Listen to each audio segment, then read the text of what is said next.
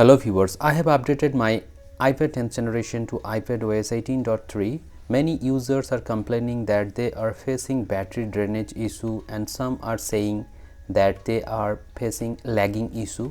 But in my case, you can see here that I have charged the device up to 100% today and yet I have got 2 hours and 53 minutes of screen on time, and yet there is 78% battery is left, as you can see here. So I don't think there is any battery issue. At least in my unit I do not find any kind of battery drainage issue. It might be a personal problem in some particular units. And also I have checked the multitasking and there is no problem in multitasking. Also it is as smooth as it was before, so there is no problem whatsoever. And if you ask me about the changes, actually there are some wallpapers that have been added along with this new update. Actually there are some Unity wallpapers that have been included along with this new iPadOS 18.3. There are actually 5 wallpapers that you can set as lock screen or home screen. Apart from these wallpapers, there are no such changes in the wallpaper section. So if you go into this customization option, you can customize the light, dark and also automatic, and there is also tinted color icon pack.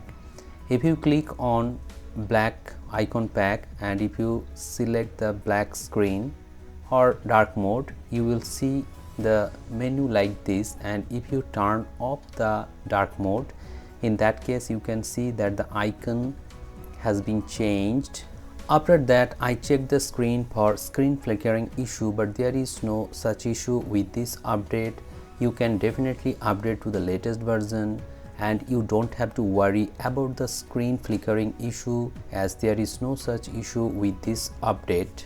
So these are some changes and some questions that users have asked me, and I thought it would be best by answering them through a video. Hope this video has become informative to you. If you have any questions regarding iPad 10th generation or any other tablet, you can ask me in the comment sections below. I will try to answer those questions to the best of my knowledge.